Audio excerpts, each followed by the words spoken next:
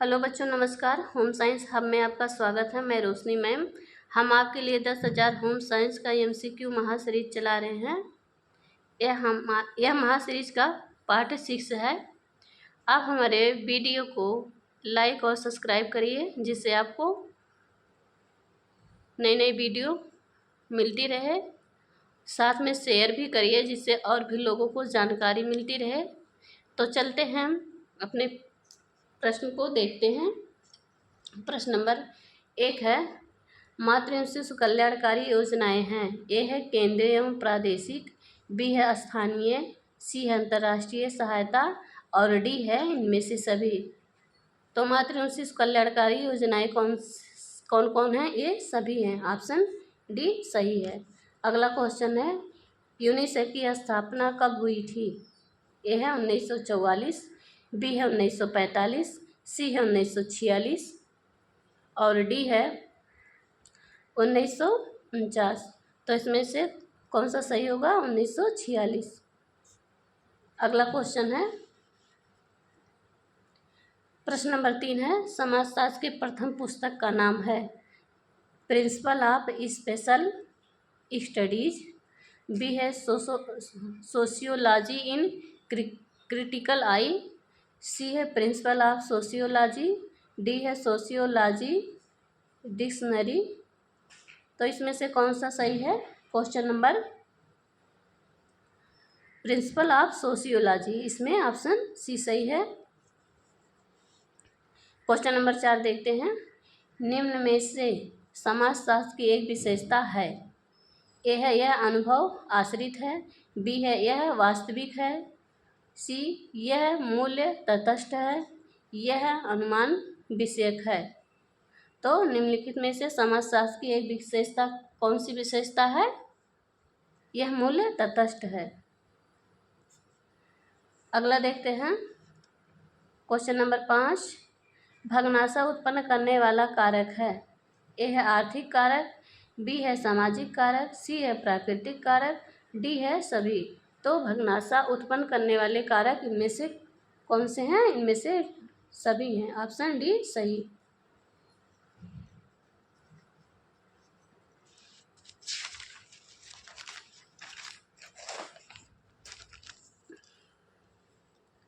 Question number 6 है,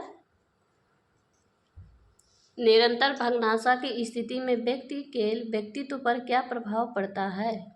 ए है संतोषी व्यवहार का हो जाता है, बी है इच्छाएं या कल्पनाएं करना बंद कर देता है, सी है व्यक्तित्व विघटित हो जाता है, डी है उपयुक्त सभी। तो व्यक्ति में क्या हो जाता है? संतोषी व्यवहार का हो जाता है, ये भी सही है। इच्छाएं कल्पनाएं करना बंद कर देता है, ये भी सही है। व्यक्तित्व विघटित हो जाता है, ये भी सही है। तो ऑप्शन जो है डी सही, उपयुक्त सभी। अगला क्वेश्चन है, वह परिवार जिसमें स्त्रियों को युद्धोपरांत जीत कर लाई जाती थी, वह परिवार कहलाता है, क्या कहलाता है? ए है असुर विवाह, बी है पिशाच विवाह और सी है राक्षस विवाह और डी है इनमें से सभी। तो कौन सा ऑप्शन इसमें से सही होगा? 7 का राक्षस विवाह, जो युद्ध में जीत के लाई जाती हैं, उसको राक्षस विवाह कहा जाता है। प्रश्न 8 है, शरीर की सूक्ष्मतम जीवित इकाई है। ए है उत्तक, बी है कोशिका, सी है तंत्रिका और डी है सभी। तो इसमें से कौन सा सही होगा? कोशिका, सबसे छोटी इकाई, सूक्ष्मतम। वैसे तो सभी हैं, पर कोशिका सबसे छोटा है इनमें। प्रश्न नंबर 9 है, असंख्य छोटी छोटी इकाइयों को जीवधारियों के शरीर की रचना करते हैं, उनका नाम सर्वप्रथम कोशा रखा गया, किसका श्रेय है? मतलब कोशा नाम किसने रखा, किस वैज्ञानिक ने?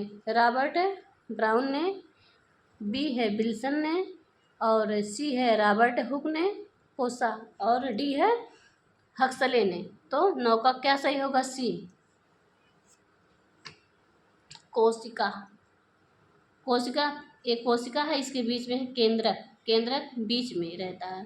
तो जो एक इस केंद्रक को ब्राउन जो खोजे हैं और एक कोशिका को हुक खोजे हैं। ठीक है, अगला क्वेश्चन देखते हैं।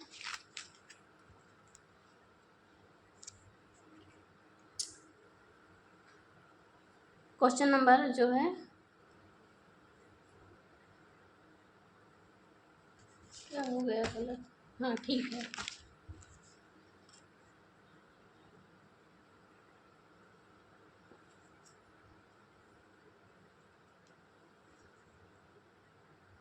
प्रश्न नंबर 10 है, शरीर में अस्थियों की उपयोगिता है क्योंकि यह शरीर को आकृति तथा गति प्रदान करती है। बी है, शरीर के भीतर कोमल अंगों को सुरक्षा प्रदान करता है। सी है, शरीर को दृढ़ता प्रदान करता है। डी है, उपयुक्त सभी। शरीर में अस्थियों की उपयोगिता है क्योंकि वह क्या करता है। ए, शरीर को आकृति तथा गति प्रदान करता है। बी है, शरीर के भीतर कोमल अंगों की सुरक्षा प्रदान करता है। सी है, शरीर को दृढ़ता प्रदान करता है। डी है, उपयुक्त सभी। तो इसमें से कौन सा सही हो जाएगा, 10 का डी। अगला क्वेश्चन है, खोपड़ी में कुल कितनी अस्थियां पाई जाती है। ए है 8, बी है 14, सी है 20 और डी है 22। तो 11 का क्या होगा सही, डी 22। खोपड़ी में 22 अस्थियां हड्डियां पाई जाती हैं। 12 क्वेश्चन नंबर 12 है, पेशियों के सिरे अस्थियों से किसके द्वारा बंधे होते हैं।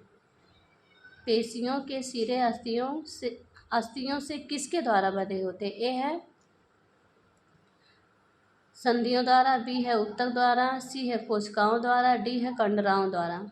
तो इसमें ऑप्शन सही है डी, कंडराओं द्वारा बंधे होते हैं। क्वेश्चन नंबर 13 है, शरीर में लगभग मांसपेशियां होती हैं 100 से 200, बी है 50 से 100, सी है 200 से 300 और डी है 500 से 600। तो ऑप्शन इसमें से कौन सा सही होगा, 500 से 600। क्वेश्चन नंबर 14 है, हमारे शरीर में मुंह से लेकर मलद्वार तक के मार्ग को क्या कहते हैं। ए है अमाशय, बी है आंतें, सी है आहार नाल और डी है पाचन तंत्र। तो इसमें क्या हो जाएगा, आहार नाल। ऑप्शन सी सही। अगला क्वेश्चन देखते हैं।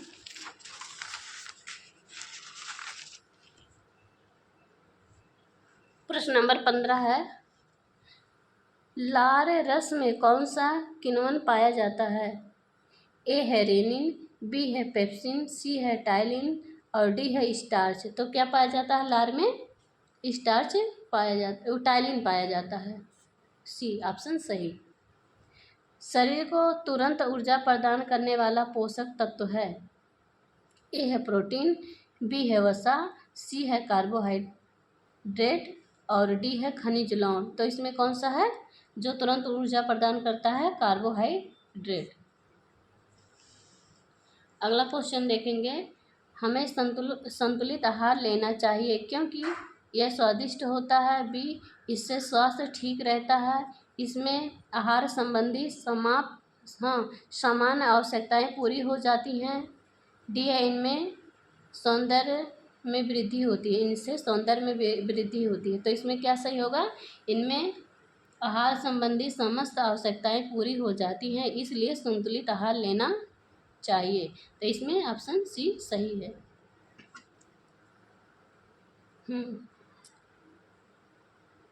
धान के कुट जाने से पोषक तत्व नष्ट हो जाते हैं, कौन से।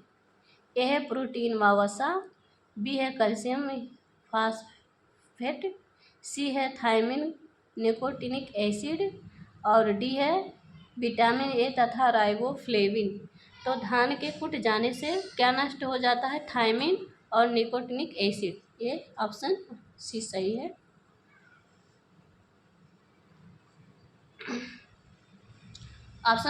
क्वेश्चन नंबर 19 है, सबसे अधिक तीव्र मादक पदार्थ है। ए है अफीम, बी है कोकीन और सी है मदिरा, डी है तंबाकू। तो इसमें सबसे मादक पदार्थ है तीव्र अफीम। अगला क्वेश्चन देखते हैं। क्वेश्चन नंबर 20 है, किस मसाले में विटामिन डी व कैरोटीन की प्राप्ति होती है? ए है हल्दी, बी है हरी मिर्च, सी है जीरा और डी है सौंफ। तो इसमें किस मसाले में विटामिन डी व कैरोटीन पाई जाती है? हरी मिर्च। ऑप्शन नंबर डी है, ऑप्शन नंबर डी है वह अंग जो रक्त अपशिष्ट पदार्थों के भीतर से बाहर निकालते हैं। ए है श्वसन अंग, बी है उत्सर्जी अंग, सी है पाचन तंत्र, डी है इनमें से कोई नहीं। तो इसमें से क्या होगा? अपशिष्ट क्या होता है? निकालते हैं उत्सर्जी अंग। प्रश्न नंबर 22 है, श्वेत रक्त कणिकाएं किस आकार की होती हैं? नंबर ए है गोल, नंबर बी है चपटी, नंबर सी है अनियमित आकार की और नंबर डी है बेलना आकार की। तो ऑप्शन 22 का इसमें सी सही हो जाएगा, अनियमित आकार की होती है WBC। क्वेश्चन नंबर 23 है, रुधिर की शुद्धि किस अंग में होती है? ए है पाचन तंत्र में, बी है फुफ्फुस में, सी है श्वसन प्रणाली में और डी है हृदय में। तो 23 का कौन सा सही होगा? डी, ऑप्शन बी, फुफ्फुस में। प्रश्न नंबर 24 है, निष्कासन की आवश्यकता का अनुभव होने से पूर्व मूत्राशय से लगभग कितने मिली मूत्र एकत्र हो जाता है? इसको हम फिर से पढ़ते हैं। मूत्र निष्कासन की आवश्यकता का अनुभव होने से पूर्व मूत्राशय से लगभग कितनी मिली मूत्र एकत्र हो जाता है? ऑप्शन ए है 200 से 250 मिली, बी है 400 से 500 मिली, सी है 500 से 1000 मिली, डी है इनमें से कोई नहीं। तो कितना हो जाता है? ऑप्शन इसमें ऑप्शन ए सही है, 200 से 250 मिली। अगला क्वेश्चन देखते हैं।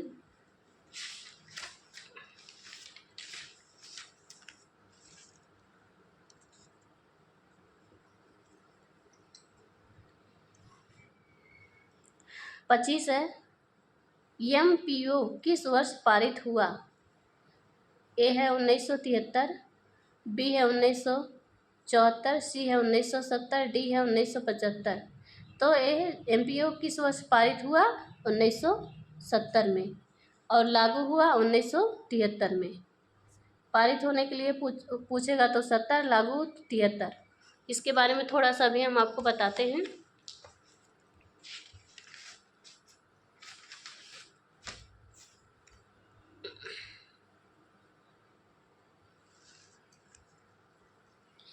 देखिए, खाद्य नियम में आने वाले 5 अधिनियम जो है ये है, नंबर 1 है PFA है, जिसका फुल फॉर्म है प्रिवेंशन ऑफ फूड अडल्ट्रेशन, जो आया था 1954 में। और इसका क्या काम है? इसका कार्य ग्राहकों के पास बिना मिलावट के खाद्य वस्तुएं पहुँचाएं। यह सुनिश्चित करना कि यह ब्रांडेड वस्तुओं की अवैध नकल की रोकथाम के लिए भी बना है।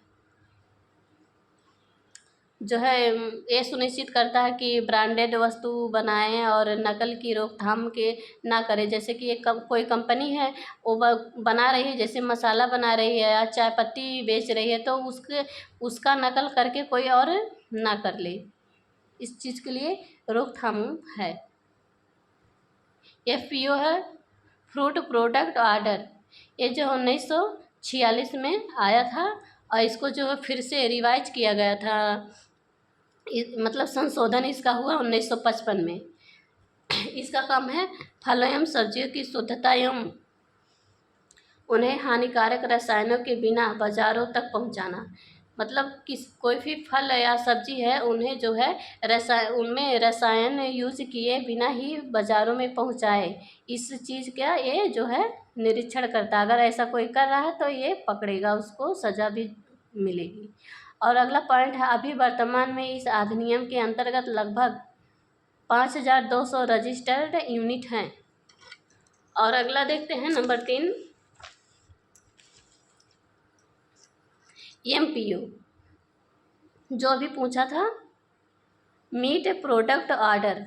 मीट एवं मीट उत्पादन पदार्थों की शुद्धता के लिए यह आदेश जारी किया गया था एवं इसका अनुपालन होता है। कहने का मतलब जैसे कोई मीट है या मीट प्रोडक्ट है और उसके अंदर दूध दही मतलब दूध प्रोडक्ट है, ये सब आते हैं तो उनमें जो है मिलावट ना हो, उसमें शुद्धता हो, इसकी देखभाल ये करता है। ये 1970 में आया था और 73 से लागू हो रहा है। जो हमारा 25 नंबर क्वेश्चन है वो इसी के बारे में है। नंबर 4 देखिए, BIS bureau of Indian standards 1947 में आया था और ये जो है संशोधित हुआ 1986 में।